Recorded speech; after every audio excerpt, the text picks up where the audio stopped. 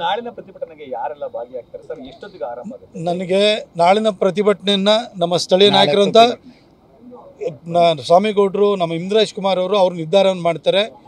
ನಾಡಿದ್ದು ಗಣೇಶ ವಿಸರ್ಜನಾ ಕಾರ್ಯಕ್ರಮ, ಸಾಮೂಹಿಕ ವಿಸರ್ಜನಾ ಕಾರ್ಯಕ್ರಮಕ್ಕೆ ನಮ್ಮ ಪಕ್ಷದ ರಾಜ್ಯಾಧ್ಯಕ್ಷರಾಗಿರುವಂತಹ ವಿಜೇಂದ್ರ ಅವರು ಹಾಗೂ ನಮ್ಮ ವಿರೋಧ ಪಕ್ಷದ ನಾಯಕರಾಗಿರುವಂಥ ಆರ್ ಅಶೋಕಣ್ಣವರು ಮತ್ತು ಇನ್ನಿತರ ಹಿರಿಯ ನಾಯಕರುಗಳು ಕೂಡ ಬರ್ತಾರೆ.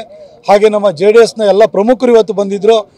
ನಿಖಿಲ್ ಕುಮಾರಸ್ವಾಮಿ ಅವರು ಬಂದಿದ್ದರು, ತಮ್ಮಣ್ಣವರು ಬಂದಿದ್ದರು, ಅನ್ನದಾನಿಯವರು ಬಂದಿದ್ದರು, ಪುಟ್ಟರಾಜಣ್ಣ ಬಂದಿದ್ದರು. ಬಹುಶಃ JDSನಿಂದಲೂ ಕೂಡ ಎಲ್ಲ ಪ್ರಮುಖ ನಾಯಕರು ಭಾಗಿಯಾಗ್ತಾರೆ ಅನ್ನೋ ಒಂದು ನಿರೀಕ್ಷೆ ಇದೆ.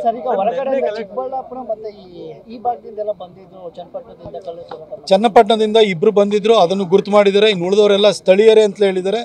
ಭಾಳ ಜನನ ಅರೆಸ್ಟ್ ಮಾಡಿದ್ದಾರೆ. ಪೊಲೀಸ್ ಇಲಾಖೆಯವರು ನಿನ್ನೆ ಬೆಳಗಿನ ಜಾವ 3 ಗಂಟೆವರೆಗೂ ಕೂಡ ಅವರು ಎಲ್ಲವನ್ನು ಪರಿಶೀಲನೆ ಮಾಡಿದ್ದಾರೆ.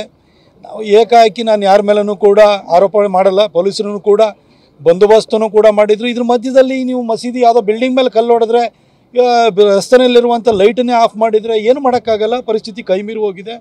ಆದರೆ ಇನ್ನು ಮುಂದೆ ಈ ರೀತಿ ಘಟನೆಗಳು ಸಂಭವಿಸಬಾರ್ದು. ಅದಕ್ಕೆ ಮುಂಜಾಗ್ರತಾ ಕ್ರಮಗಳನ್ನು ನೀವು ಕೈಗೊಳ್ಳಿ. ಯಾರು ಈ ಥರ ಒಂದು ಪುಂಡ ಕೆಲಸವನ್ನು ಮಾಡಿದ್ದಾರೆ ಅವ್ರ ಮೇಲೆ ಕ್ರಮ ಜರುಗಿಸಿ ಅಂತ ನಾವು ಕೇಳ್ಕೊಂಡಿದ್ದೀವಿ. ನಾಳಿನ ಪ್ರತಿಭಟನೆಗೆ ಯಾರೆಲ್ಲ ಭಾಗಿಯಾಗ್ತಾರೆ ಸರ್? ಎಷ್ಟೊತ್ತಿಗೆ ಆರಂಭ ಆಗುತ್ತೆ? ನನಗೆ ನಾಳಿನ ಪ್ರತಿಭಟನೆಯನ್ನು ನಮ್ಮ ಸ್ಥಳೀಯ ನಾಯಕರಂತ ಸ್ವಾಮಿಗೌಡರು, ನಮ್ಮ ಇಂದ್ರೇಶ್ ಕುಮಾರ್ ಅವರು ನಿರ್ಧಾರವನ್ನು ಮಾಡ್ತಾರೆ.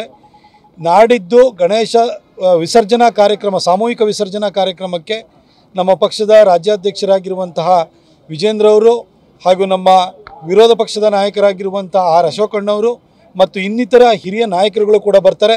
ಹಾಗೆ ನಮ್ಮ JDSನ ಎಲ್ಲ ಪ್ರಮುಖರು ಇವತ್ತು ಬಂದಿದ್ದರು. ನಿಖಿಲ್ ಕುಮಾರಸ್ವಾಮಿ ಅವರು ಬಂದಿದ್ದರು, ತಮ್ಮಣ್ಣವರು ಬಂದಿದ್ದರು, ಅನ್ನದಾನಿಯವರು ಬಂದಿದ್ದರು, ಪುಟ್ಟರಾಜಣ್ಣ ಬಂದಿದ್ದರು. ಬಹುಶಃ JDSನಿಂದಲೂ ಕೂಡ ಎಲ್ಲ ಪ್ರಮುಖ ನಾಯಕರು ಭಾಗಿಯಾಗ್ತಾರೆ ಅನ್ನೋ ಒಂದು ನಿರೀಕ್ಷೆ ಇದೆ.